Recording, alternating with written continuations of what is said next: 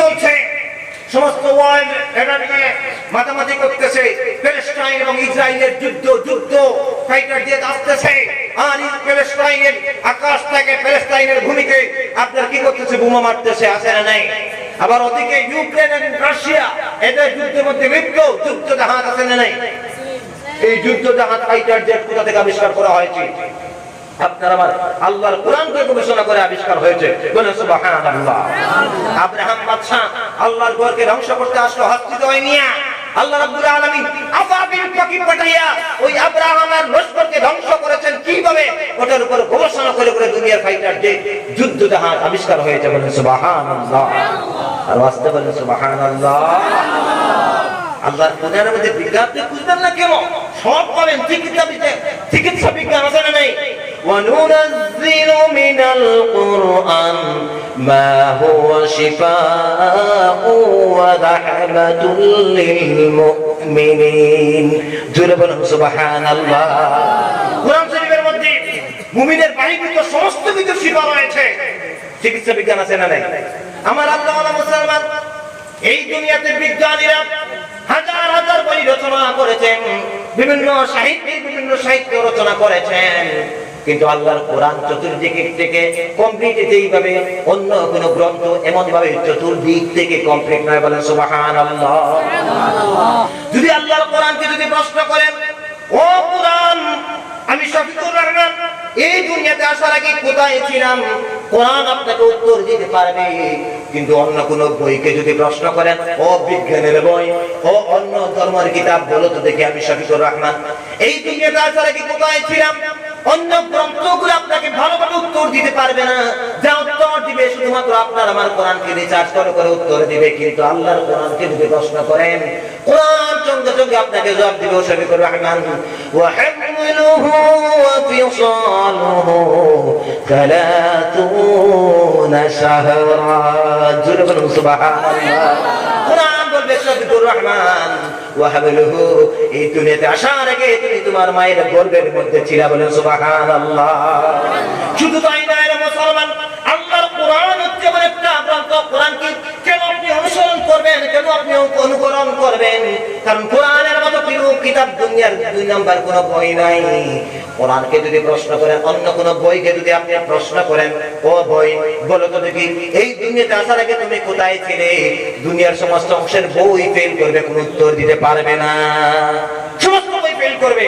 কোথায় ছিলে তুমি, পাবলিশ করার আগে তোমার স্থান কোথায় ছিল, কেউ বলতে পারবে না। কিন্তু আল্লাহর কোরআনকে যদি প্রশ্ন করেন, ও কোরআন বলো তো দেখি এই দুনিয়াতে তুমি আসার আগে তুমি কোথায় ছিলা, আল্লাহর কোরআন সঙ্গে সঙ্গে আপনাকে জবাব দিবে, বাল হুয়া কুরআনুম মাজিদ ফি লাওহিম মাহফুজ। আমি হচ্ছে সেই কোরআন যা লৌহে মাহফুজের মধ্যে সংরক্ষিত ছিলাম, সেখান থেকে আমি নাযিল হয়েছে। বলেন সুবহানাল্লাহ।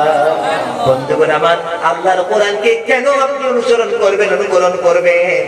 আর দুনিয়াতে অন্য কোন গ্রন্থকে যদি প্রশ্ন করেন, বিজ্ঞানের বইকে যদি প্রশ্ন করেন, ও বিজ্ঞানের বই তুমি কখন এই পৃথিবীতে নাযিল হয়েছো, প্রথম তোমার আবির্ভাব হয়েছে, পাবলিশের ডেটটাকে, পাবলিশের ডেটটাকে। কিন্তু আল্লাহর কোরআনকে যদি প্রশ্ন করো, ও কোরআন এই পৃথিবীতে তুমি কখন নাযিল হয়েছো, কখন এসেছো, আল্লাহর কোরআন আপনাকে জবাব দিবে। আল্লাহর কোরআন আপনাকে জবাব দিবে, ইন্না আনজালনাহু ফি লাইলাতিল কদর। আমি বলছি বরকতময় মুবারক রাতে নাযিল হয়েছে।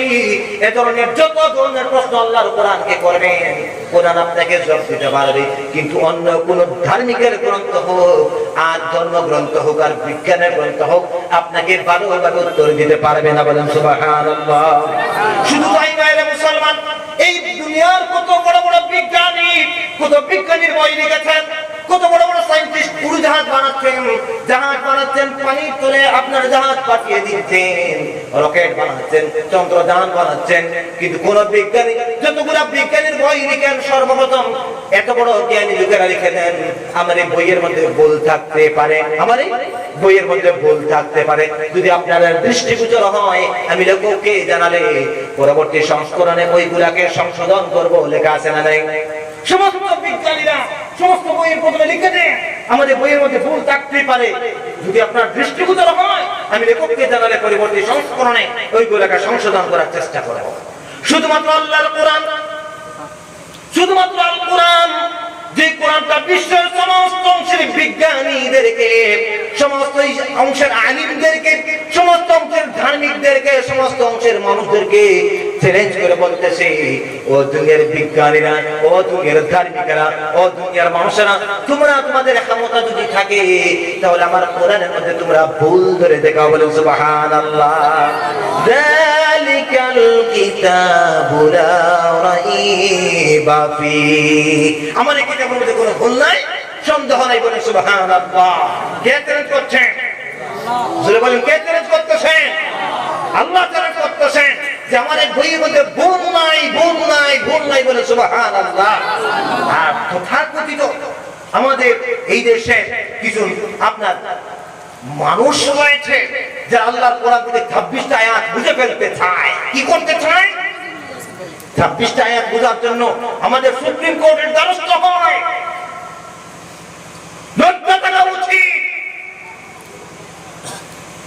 সুপ্রিম কোর্ট ধন্যবাদ জানায়, আম্বেদকরের দেশ নস্যাৎ করে দিয়েছে, তার দাবিকে খারিজ করে দিয়েছে 26টা আয়াত বোঝার করার জন্য। সেই সময় বলেছিলাম হিন্দুস্তানের কোরআন তোমার জন্ম, তোমার থেকে বহু বেশি অ্যাডভান্স হচ্ছেন ইউরোপ আমেরিকার কান্ট্রিগুলোর মানুষেরা। ডেন্ডেল লেডুকা নামে একজন মহিলা ইউরোপিয়ান সাহিত্যিক আল্লাহর কোরআনের ভুল ধরতে দেয়া নিজের জীবনের ভুল খুঁজে পেল কোরআনের মধ্যে। বলে সুবহানাল্লাহ। কারণ আল্লাহর কোরআন চ্যালেঞ্জ করতে বিশ্ববাসীকে, যালিকাল কিতাবু লা রাইবা ফীহি, এই কিতাবের মধ্যে কোনো সন্দেহ নাই, ভুল নাই।